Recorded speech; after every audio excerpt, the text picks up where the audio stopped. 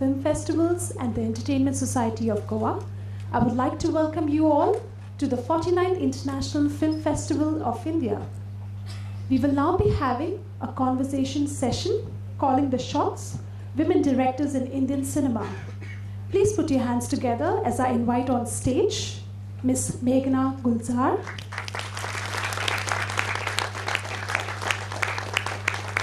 Ms. Leena Yadav, Ms. Gauri Shinde, and Mr. Shashank Ketan, who's the moderator for the session. To present the mementos, may I invite Mr. Rahul Raval to do the honors.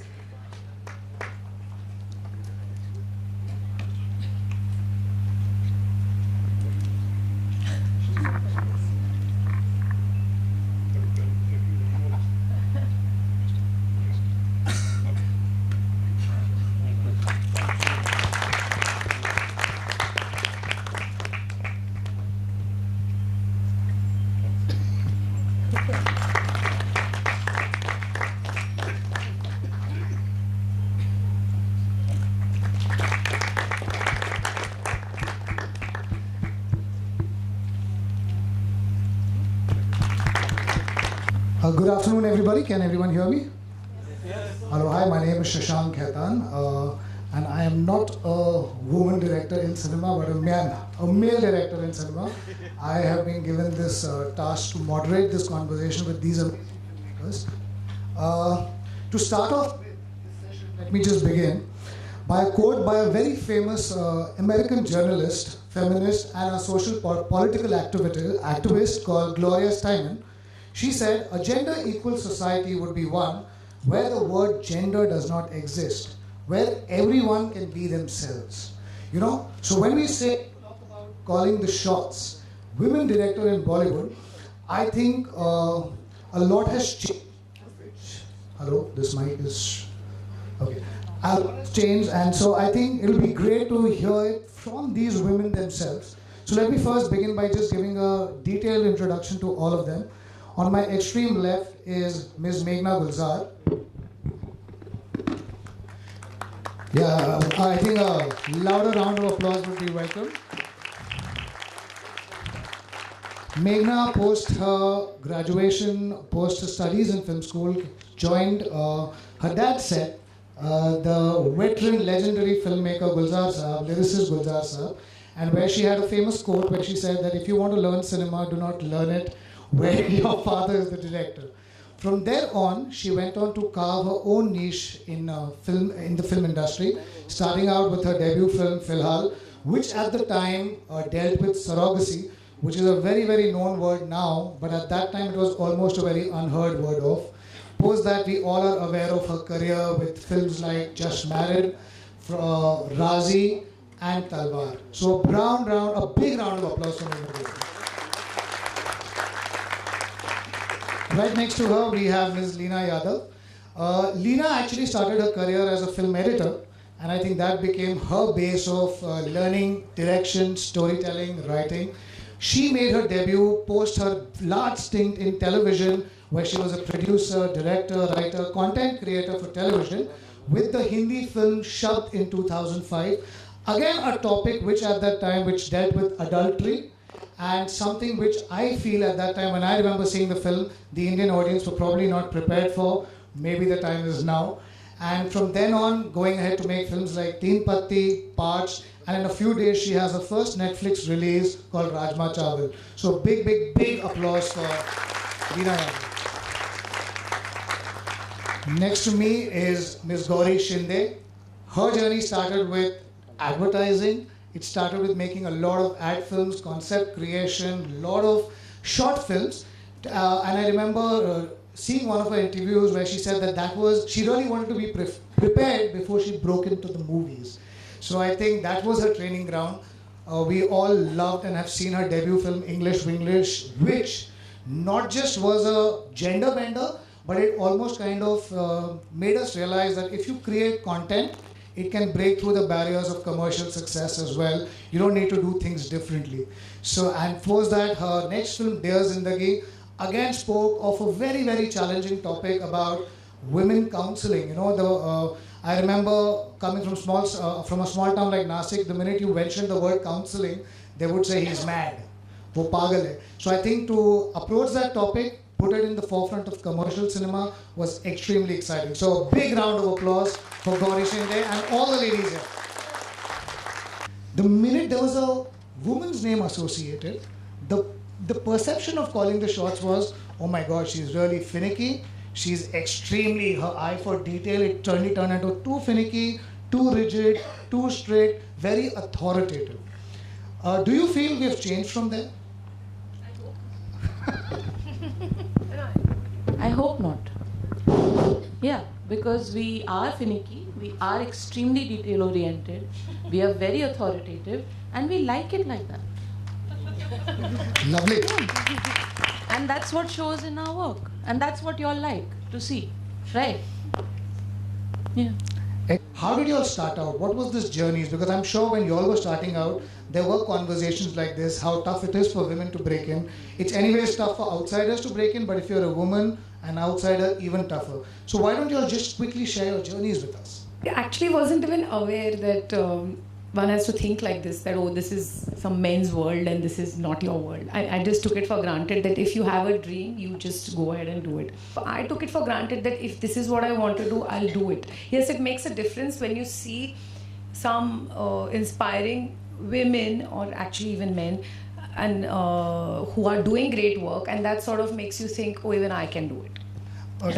That's where the inspiration lies. At first, I used to feel offended about female director, female protagonist. Is that how you think? I said, no, that's just how probably I am, and it's the story that drives me or draws me, and that's what it drove me to. And if this is what one wants to call it, that yes, it was a woman as a central character and a strong woman, I said, why not? Yes, I'm proud of it. And to show stories and tell stories about women which are not told so often. I had lots of people refusing to work with me because I was a woman. I remember one incident where those days I used to work on high band. So these clients walked in, I was hired as a freelance editor, and they looked at me and said, "Aap hai editor?" I said, "Haan."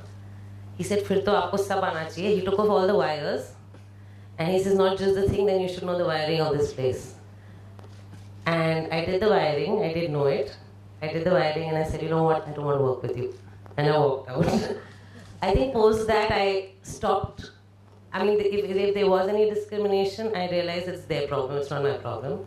So I stopped, even bothering about that. And I had amazing experiences, collaborations, and I've had a great journey thereon. But just the existence of this very recently, for Rajma Chawal, my first AD called up somebody to hire him as a second AD. So he asked him कि अच्छा woman director है, हाँ मेरे CV पे अच्छा लगेगा, मैं एक के साथ काम कर चुका हूँ, दो एक साथ ये अच्छा लगेगा. And then he said, अच्छा एक बात बता, काम वाम आता है या अपने को ही सब करना पड़ेगा?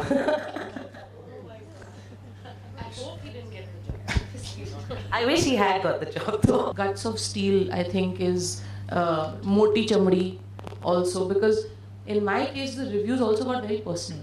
They didn't stay only to the realm of the film, whether the craft was good or bad. They got personal. So that also happens in our fraternity, that when you're reviewing a film, you're not only reviewing a film, you're also reviewing the director or the actor, which is very, very demoralizing for a young person who's just starting out. So yeah, these are the pitfalls. But then on the flip side, if things start working and your films start getting loved, it's another whole new world of sunshine, and nothing ever matches that. The time before actually English for English happened was very difficult to actually get a producer. I really wasn't as lucky to, again, a middle-class woman, middle-aged woman in a sari being the protagonist of a film, not exciting for anybody. And this is all very nice. Oh, but is she not going to dance? And all of that. And I didn't want to bend or compromise on anything. I said, this is what I believe in and this is what I feel strongly about. And that's what I'll put forward. And that's what I've held on to. Like, otherwise, I'd rather not. I was ready to not make the film if it didn't happen in the way it did. So, which is why we decided to produce the film ourselves. And that's how, my husband and me. like everybody said, now jaldi se second film nikalo nahi to, because this has been a success. If you take too long, now it'll all be forgotten. So there's lots of these things that are told to you and what you're supposed to do. Now that you're successful, you have to follow a certain pattern or whatever. And I said, I don't care. I mean, unless something as forceful comes, I'm not going to do. And so I just approached Dear Zindagi also with the same same purpose, same intention. Sincerity. Yeah, I think so. All actors will always, in the initial process of interaction, they will test you to know how much you know. And it is about you winning the confidence of your actor. And I don't think that has anything to do with gender. I mean, it happens to even a male director.